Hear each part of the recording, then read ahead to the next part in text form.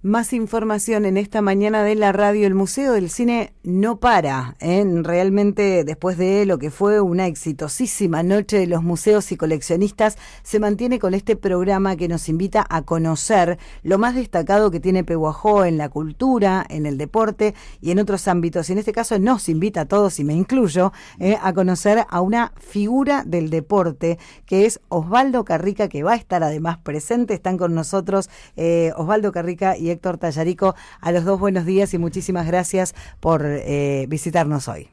Hola, buenos días a toda la audición y acá Andrea.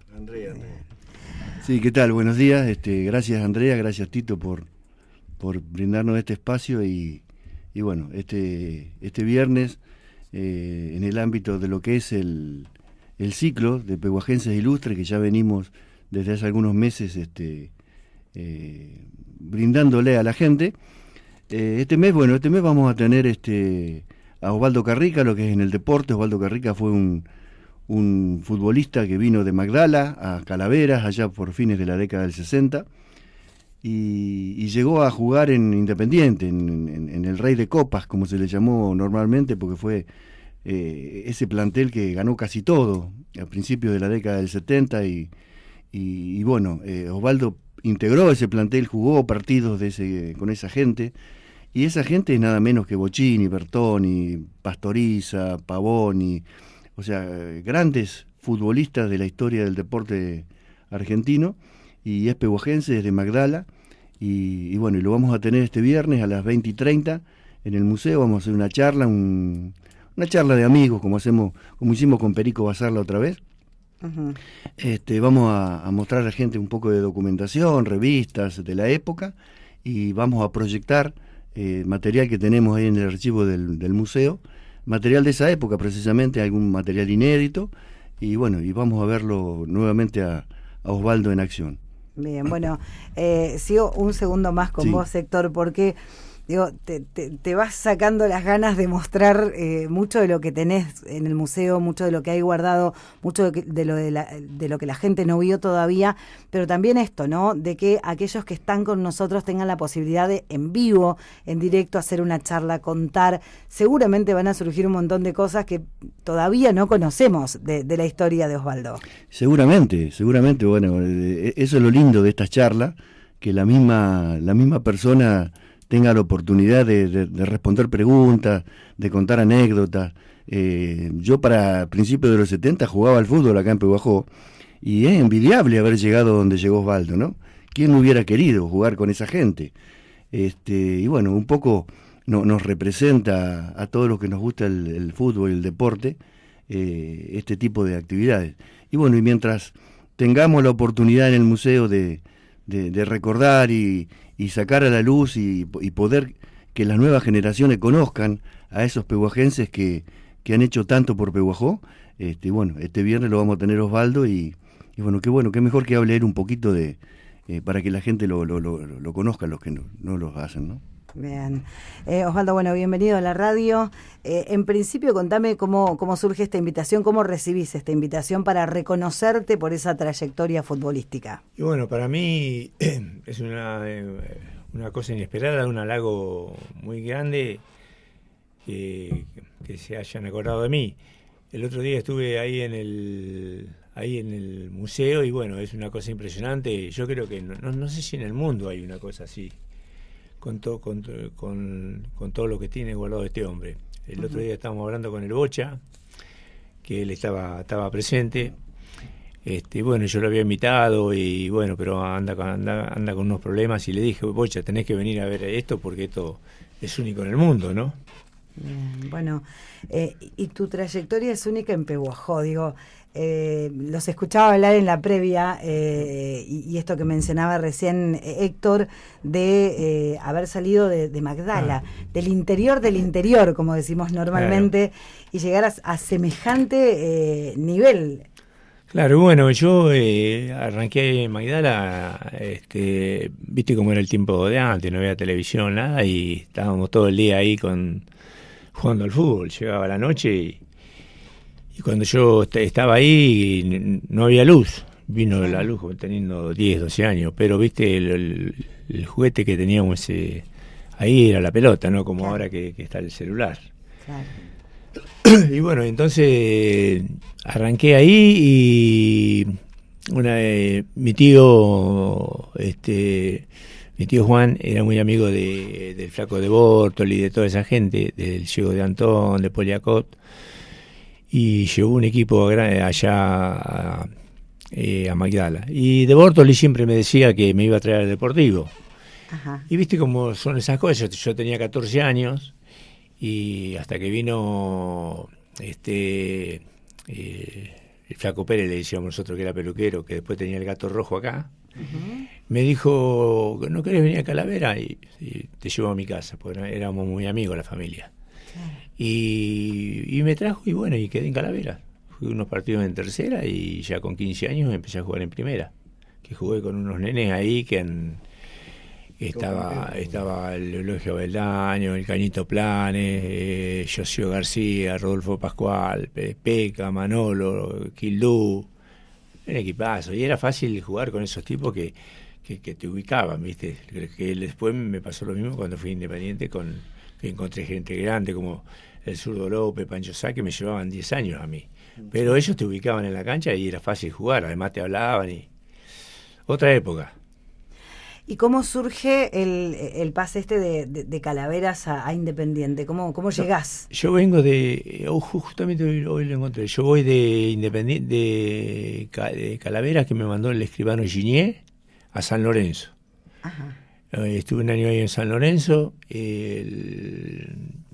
y bueno, y después ahí nos jugaba mucho y yo le dije a la gente de ahí que ellos no me estaban pagando la pensión y que extrañaba mucho y que me quería volver a mi pueblo. Pero para eso yo ya había ido a Independiente y me había probado y había quedado y me daban la pensión. Claro. Y ya ahí en la pensión esa estaba el Bocha, estaba el Rubén Galván, el Hugo Sayorato, Carlitos Gay, todos jugadores que llegaron a jugar en primera y tenés que ver cómo vivíamos debajo de una tribuna que si te paraban no entraba en la cama ahí. Y bueno, ahí empecé a alternar, a jugar en tercera y bueno, y después integrar el plantel profesional. Bien. Para vos, en lo personal, ¿cuál fue el mayor logro de tu carrera deportiva? Y a veces no te das cuenta, pero lo más importante fue cuando logramos la quinta Copa Libertadores. Además de eso, yo era fan de Independiente. Claro. Pero después cuando te vas metiendo ahí con el tiempo y después que pasa el tiempo, ya lo ves como una cosa más normal. Claro. Hoy entrás en razón de lo que viviste, digo, ¿a partir de qué momento de tu vida dijiste, mirá dónde estuve? ¿O no lo dijiste nunca? No, el sueño mío era jugar en Independiente. Toda mi familia, 7 carricas, eran todos de Independiente y bueno, tenía esas ganas de... Yo de chico soñaba con jugar al fútbol en Independiente. Eran otras épocas muy distintas porque tenía que ir en tren. Ahora lo que tardaba yo de acá a Buenos Aires, un chico te vas a Europa. Claro. Bueno, cambió todo. Bien, bueno, y si tuvieras que rescatar una anécdota de todo lo vivido, ¿con qué te quedas? ¿Y alguna de Independiente me estás hablando? Sí, claro. Y no, lo más lindo fue que, bueno, tuve unos compañeros extraordinarios y después nosotros viajábamos mucho, en esa época Independiente viajaba mucho, pero la alegría más que en ese momento no te das cuenta, que después con el tiempo, unos amigos que tengo que jugué con ellos y bueno, y las conquistas que logramos, la Libertadores del 75, por ejemplo. Bien. ¿Qué tiene de particular? ¿Qué es lo que más te acordás de eso? Y porque me tocó entrar en el partido, estaba en el banco y me tocó entrar y bueno, la alegría de todos nosotros, casi todos eran de mi edad, jugaba el Bocha, Sayerato, Daniel Bertoni, Ruiz Moreno, y bueno, y después estaba la generación de la gente más grande que nos llevaba 10 años a nosotros. Bien. De tu vida habitual, en tu actualidad, ¿te reconocen esta trayectoria? ¿Has tenido oportunidad de que se te convoquen de los clubes, como para hacer un poco el incentivo de los pibes? No, yo después de ahí me fui a trabajar a Mar del Plata, me mandó Independiente, y estuve un par de años ahí, un año ahí, y después volví ahí a Avellaneda y estuve dirigiendo. Lo tuve el Kun Agüero, estuve dirigiendo a los chiquitos, estuve dirigiendo tercera, que a veces veníamos acá el 9 de julio, un torneo que hacían, iba estudiantes de Peguajó. Ajá. Y venía Boca, venían todos equipos de Boca, lo dirigía Madoni, que hace poco falleció, que era un fenómeno, que estuvo en la época de cuando Bianchi estuvo en Boca, un hacedor de valores, estuvo a Cambiaso, a toda esa gente. Y bueno, y estuve en Independiente ahí, y después ya dejé de jugar y ya me dediqué a otra cosa. ¿A qué edad dejaste el fútbol? Dejé a los 35 años, porque yo después en el año creo que 76 fui a España, al Betis. Y bueno, ya tenía todo para arreglar, había ido a prueba, pero yo ya fui lesionado acá de Buenos Aires con una hernia de disco que me permitía jugar. Pero bueno, allá me tuvieron 3 meses, pero bueno, se dieron cuenta que no estaba bien y tuve que volver. Está bien, bueno, pero digo, incluso llegaste a tener esa oportunidad, sí, en el fútbol internacional. Sí. Y bueno, y después volví a Independiente, que me operaron ahí, y yo ya no pensaba jugar más, pero después me sentí bien y jugué en equipos jugué en Unión de Santa Fe, en Villa Dálmine, El Porvenir, Temperley. Después vine a jugar acá a Madero, el campeonato ese que venía, campeonato argentino, no sé, que jugaba el Sibeli, estaba Giraber, la selección, uno que le decían el Toro, no sé cómo es, el 9 que venía, y bueno, y ya después, después de ahí, una cosa insólita, me encuentro ahí con Pinino Más y me invitan a jugar a Boca de Bariloche, inédito, porque ahí nunca se jugaba al fútbol. Pero Bariloche entró ahí Cipoletti, Independiente de Neuquén, Cutralcó, y jugamos la final contra te cuento, y ahí el día que fue Pinino Más ahí había 5.000 personas. Imagínate que era Pinino, sí, era un ídolo tremendo, y si no tenía cancha, la gente estaba arriba de las plantas y todo. Y cuando, llegamos a la final con Cipoletti y la perdimos allá 1-0, una cosa insólita, porque tiraron un centro y se apagó la luz y apareció la pelota dentro del arco. Imagínate que en esa época ellos tenían buenos jugadores, porque Cipoletti había llevado a Blas Yunta, que después vino acá y fue figura, y a otro par de buenos jugadores. Y nosotros teníamos al Mono Más, a un chico que venía ahí que se lo había prestado Boca, a Bartero, un arquero que fue jugador de Vélez, y después todos tipos fuertes. Pero insólito, entrenamos a las 6 de la mañana, después veníamos y merendamos, y después a la tarde volvíamos a entrenar, con nieve y con todo. Pero se había hecho un equipo fuerte, imagínate que había 8 equipos y llegamos a la final. Y bueno, la gente no se queda a todos lados, porque Y si sí, dicen claro. Bariloche, si siempre hay nieve. Claro. Claro. Así que esa fue una linda experiencia. Y después me dijeron para que me quedara a vivir ahí, para fomentar un poco el fútbol con los pibes, pero vine a Buenos Aires y estoy hablando ahí con el Boy, con los amigos, me dice que vas a ir allá a Bariloche, a quedarte allá. Y bueno, al final me quedé en Buenos Aires. Bien.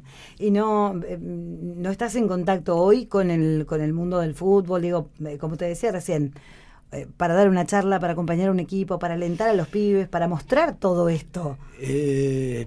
No, mirá, el asunto de los chicos es muy difícil, con el asunto de los padres y viste, no es como antes, los chicos están más con el celular Claro. que con el deporte. Entonces yo ya tengo una edad que ya no tengo ganas de Renegar, ¿no? porque hay que renegar Hay que renegar. y con los padres que quieren que todos los chicos jueguen Claro. y eso se hace difícil, ya chocas con la gente. Además no tengo ganas. Ahora sí, de colaborar con algún equipo y hablar y eso, no tengo problemas. Me han ofrecido, me han ofrecido sí dirigir acá, pero no he tenido ganas, no. Además, hay que tener ganas y sentirlo eso. Sí, como todo, como jugar, como todo, claro. digo, viene más de adentro. Claro. Y así, en las escuelas, en los clubes, Claro. para dar una charla, para contar esta historia, porque es una historia muy rica. Yo siempre hablo de Héctor, que es un poco un buscador de tesoros, ¿no? Y de las cosas que tenemos escondidas. Digo, qué interesante sería para las nuevas generaciones que alguien que salió de un pueblo en una época difícil, como decías, con todas los inconvenientes que había, haya tenido la oportunidad de llegar tan lejos y no lo pueda contar. No, yo no tengo problema ahí, si me convocan de dar algunas charlas y eso, no tendría problema. Pero bueno, si no se da, no. Está bien. He hablado, todavía ha llegado a la gente ahí de fútbol, porque mis primos juegan todo, Claro. Patricio juega Juan Luis, han jugado todo, pero bueno, no se ha dado, ¿viste? A lo mejor, bueno, por ejemplo, ahora cuando nosotros estuvimos en Japón, y en todos esos lugares, en la escuela es una materia. Claro. Y llevan cuando estuvo Luque ahí, que vino, le ofreció a Lucha para ir para allá. Y bueno, en el cuerpo ese estaba yo. Y ellos te daban para la vivienda, todo, y te daban buen dinero. Pero bueno, el que organizaba, el cabeza de grupo, que era el Bocha, que era la figura Claro. que convocante, no quiso ir y al final no pudimos. Pero el fútbol levantó tanto allá. Cuando fuimos a jugar, por ejemplo, fuimos a Japón, y iban para la cancha, y digo, hay gente a la cancha. Había 5.000, pero jugaban a otro deporte, juegan ahí y el estadio estaba lleno, había 50.000 personas.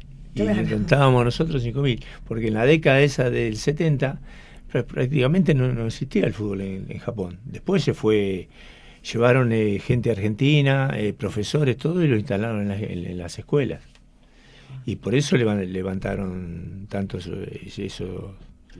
el nivel esos equipos.